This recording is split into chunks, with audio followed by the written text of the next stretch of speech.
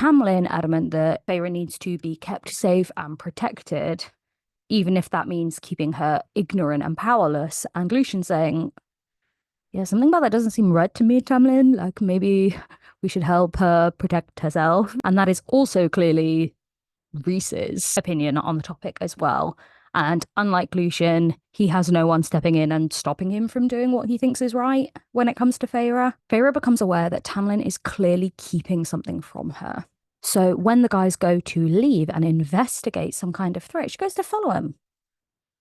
She wants to find out what's going on. You know, unlike Rhys, Tamlin keeps everything hush-hush. And as she goes to follow him, I kid you not, he creates an air shield around the manor house, like a physical bubble that Feyre cannot leave. She is trapped in the manor.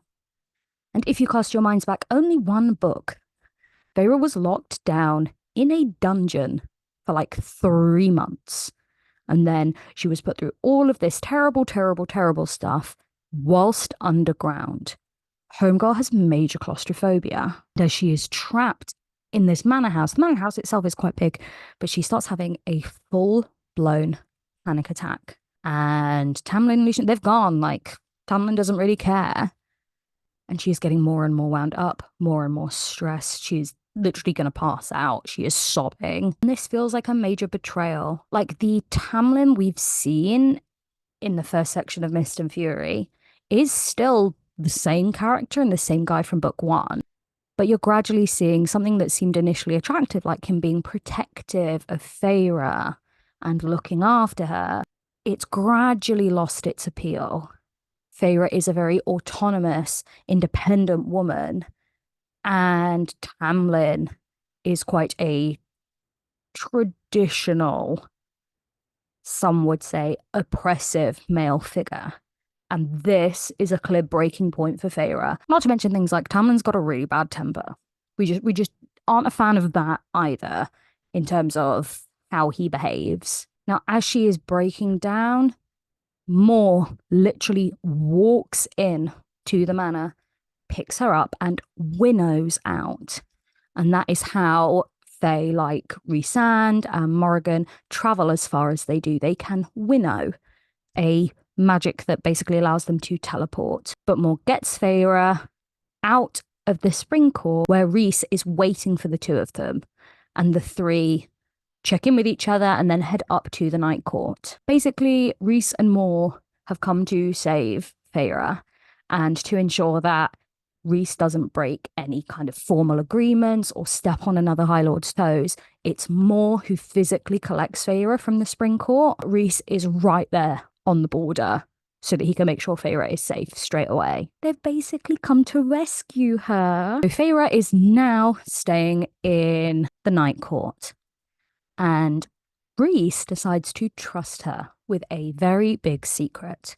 There are, in fact, 2 courts within the night court. There is the infamous Court of Nightmares that the rest of Prythian assume all of the night court is like, but there is a secret second place over to the western side of the night court, a beautiful haven called Valaris, the City of Starlight. And this is the Court of Dreams. During the entombment of everybody under the mountain, Rhys purposefully kept stum about Valaris. So the inhabitants of this city, the Court of Dreams, who all reside there, none of them were taken out of the mountain. They were quite literally locked in this oasis by the sea, far, far away from everybody else under Amarantha's power. The fact that no one else in Prythian knew that Valaris existed meant that Amarantha wasn't aware that people lived over there. And Rhysand made sure that as far as anyone knew, the Court of Nightmares, that's it. That's the Night Court in totality. So he protected all of these innocent people who have spent the last 50 years living over in this little protected bubble. You also find out that that's where Mor has been for the past 50 years. So Mor has never been under Amarantha's control either. Rhys takes Feyre to a place called the House of Wind, which is high on a mountaintop overlooking Valaris, to meet his inner circle, who are his closest friends, confidants, the real legitimate court of dreams.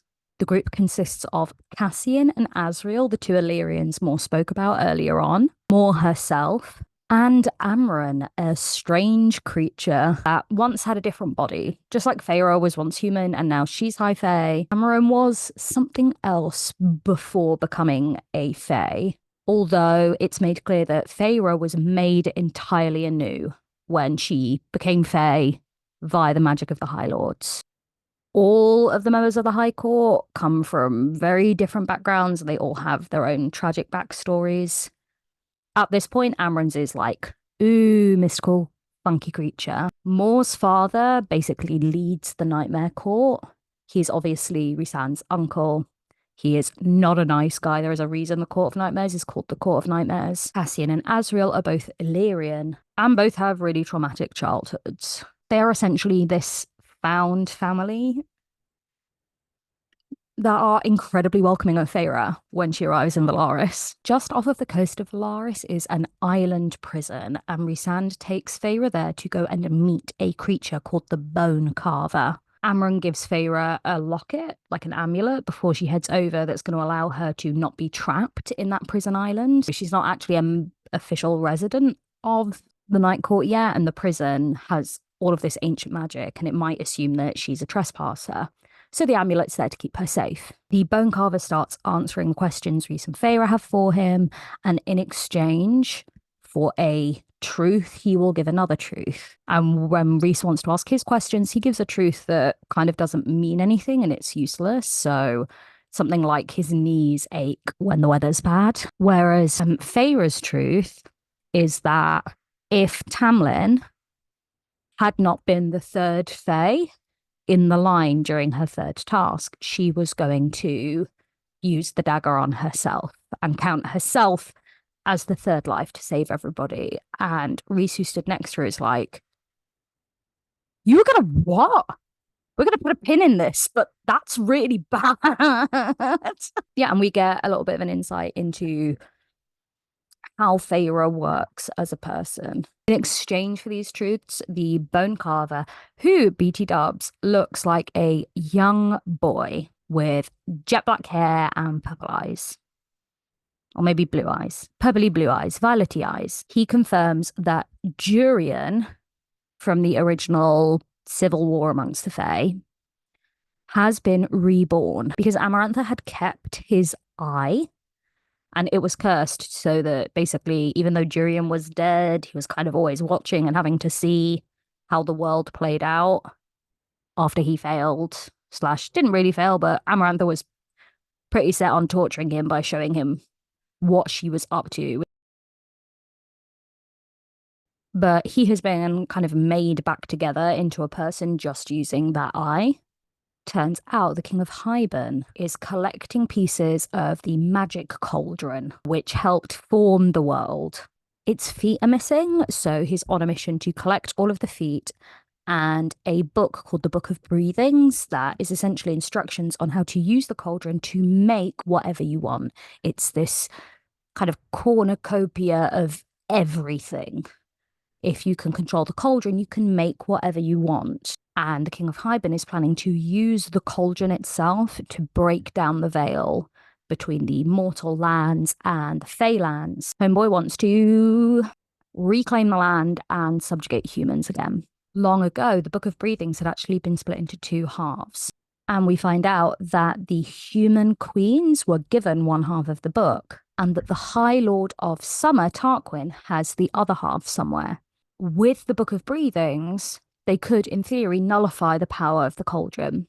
So while the King of Hybern looks for the feet of the cauldron to put it back together, our team of good guys are going to try and hunt down the two halves of the Book of Breathings. It's going to be a game of who manages to complete their search for elements first. So Team Good Guys decide to start their search by travelling down to Feyre's former home and writing a letter to the human queens. This does, however, mean that Feyre goes home and her sisters are terrified. You've got to remember, The Archerons were very anti-Fae. And the last Nesta heard, Feyre had been kidnapped and then returned and was going back over, and now their sister has literally stopped being human. So they are not welcoming at all to the inner circle when they arrive. Elaine like gradually warms up. She's a bit of a sweetie, but Nesta is vile. And I love that for her. We see a lot of Nesta and Cassian sizing each other up. Cassian is in charge of Rhysand's military. He is a warrior, and he recognizes Nesta straight away as a very serious adversary. And they are honestly like with each other. It's fiery. That woman wields words like a weapon. And Cassian's like, damn, that is one fierce woman. Also, as an FYI, Azriel is by far the quieter of the three. Rhys is in charge. Cassian's like the big, loud, brash. I don't want to use the word himbo, but yeah, we love Cass. Azriel is Rhys's spy master. So he is dark and mysterious and quiet. And we love that too. And it's just so interesting to see Feyre's kind of newfound family interacting with her IRL family. Because while Feyre felt like she never really fit in with the Archerons, she definitely does seem to just naturally slip in to fitting in with the inner circle. Like she should have been one of them all along. Now, obviously, even though they're not massive fans of Fae, the sisters are obviously going to help Feyre. Because while these first books are all definitely from Feyre's POV, and she believes quite firmly that her sisters don't really like her that much, mainly Nesta, we find out when other POVs are introduced later on in the ACOTAR series that that's not necessarily true. They're just very different women, the three of them. And as much as Feyre might think Nesta doesn't like her, and that could very well be true, Nesta does love her, as I've iterated at least once before. So of course the sisters agree to help.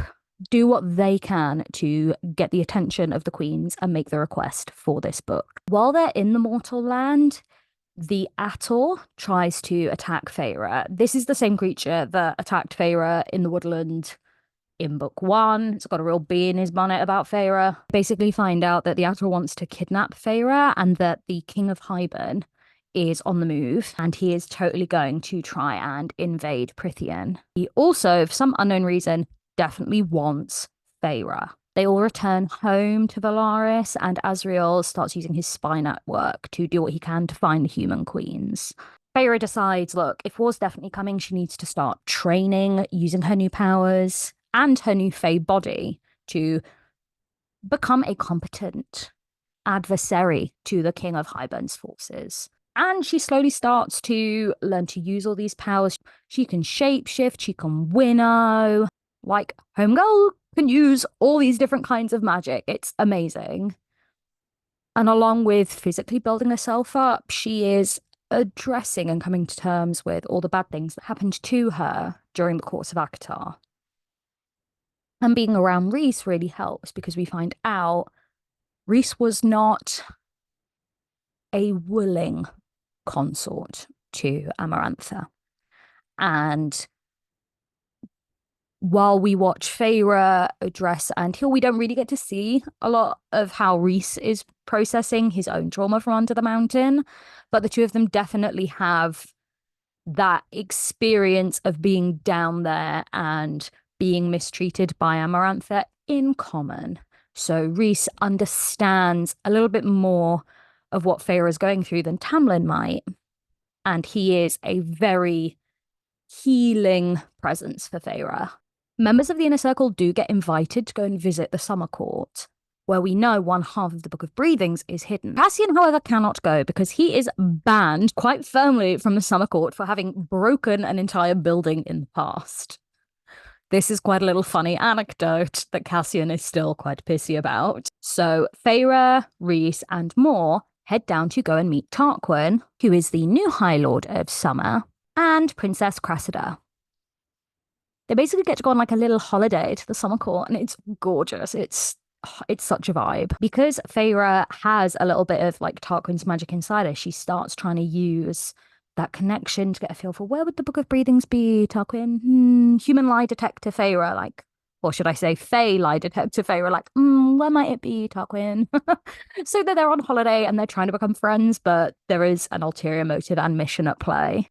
The general consensus is that everyone really likes Tarquin and they start feeling really crappy about the fact that they're there under false pretenses. They eventually manage to find the Book of Breathings. Getting it is a bit of a palaver because it's in this enchanted little like chapel out over the water, but they manage to get it and escape. No one's really hurt. And when they return home, it turns out that the book is in a language that Amren recognizes, and it's the only known language of her original people, though we don't know what they are. They think that the complete book might also help her travel back home, wherever she originally came from, another world, perhaps. We also get some really cute bits of the Rhys-Feyre dynamic in this little trip, because Feyre's kind of flirting with Tarquin, and Rhys is like... So Rhys starts flirting with Cressida, and Feyre's like... And we have a little line that breaks my heart every time I read it, because she winds him up like, oh... Are you jealous of Tarquin? And he's like, yes, I am. Feyre's like, oh. He said, you said that he would be very easy to fall in love with. Like, that's what you said about Tarquin. And I'm never going to be that person. No one will ever fall in love with me easily. And it's just a really hard thing to confront. You're like, oh my God, Rhys. He has been nothing but a good egg. But he has this reputation that he's cultivated to keep the people he cares about safe, that he is the lord of this evil, dark place, and everyone is scared of him. It's like, oh my God, Rhys, baby. You're easy to fall in love with. I've basically already done it. And Vera's like, oh... he really cares about my opinion of him. And I'm clearly not doing a very good job of expressing my gratitude for the things Rhys is doing for me. Back in Valaris, Feyre is training, Amren is trying to decode the book, and they're all waiting to hear back from the Mortal Queens. We get to see lots of Valaris during this book, and I love that. One of my favourite scenes, and most people's favourite scenes in the whole series, is during the Festival of Starlight, where we basically have a night full of shooting stars. We go over Valaris and everyone is partying, and we get the iconic little toast. Feyre and Rhys, they're up on this roof. They're seeing all the shooting stars fly by. And as they go to toast, Feyre toasts. And Feyre's half I love, and everyone cuts it out of the quote. But Feyre says, to the people who look to the stars and wish. And Rhys's response is like, people have it tattooed on them, okay? That whole scene up on the rooftop is really sweet because he gets hit by like this powdery dust, which is arguably one of the shooting stars. There is this belief that the shooting stars are the spirits of people who've passed away. And one smashes Rhys on the face, and Feyre properly laughs at him. And he's just like, wow. Because it's arguably the first time we've seen Feyre really happy throughout these books. It's so cute. We also have Feyre dressing in night court clothing all the way through here. She is practicing and training in Illyrian leathers. And she discovers that Rhys has this whole like wardrobe of lovely clothes that all fit Feyre. So Homegirl has had just a massive glow up during Mist and Fury. Group hear back from the Mortal Queens and travel down to the Archeron house, where they meet the queens for the first time, and the queens refuse to give them their half of the Book of Breathings. And it's only after Moore shares the facts of, look, this is what's going to happen if Hybern manages to bring down the veil. He will take over the mortal realm. I, the Morrigan, was known by your ancestors, the last set of queens during the war. I was the one who worked and communicated with the humans. You know, Moore's got this reputation amongst the human royalty for like being their emissary, the Fae who was so pro-human. And the queens are kind of convinced, but Rhys has such a bad reputation that they're like, look, we want some proof that what you're saying is true. We want some proof that Rhys isn't the monster we've heard about. At this point, Feyre learns all about Miriam, who is a half human, half fae. She was Durian's lover during the first Fae Civil War. But Miriam fell in love with another fae called Drakon. And after the war and Durian's defeat at the hands of Amarantha, Miriam and Drakon, who were believed to be dead, managed to sneak away and started a new life over where humans and fae could live together peacefully. So there is this kind of utopia somewhere where everyone's coexisting nicely. And Feyre was like, sounds dreamy. As proof that everything they're saying is true and that they are the good guys, Rhys decides to show the queens Valaris. He's going to show them it, but he will not let them in. They are not invited to come see Valaris in person. And in order to do this, they've got to go and get this orb that contains truth magic, but it is stored over in the Court of Nightmares. So they're going to have to go to the big, bad, super infamous Court of Nightmares at the Night Court.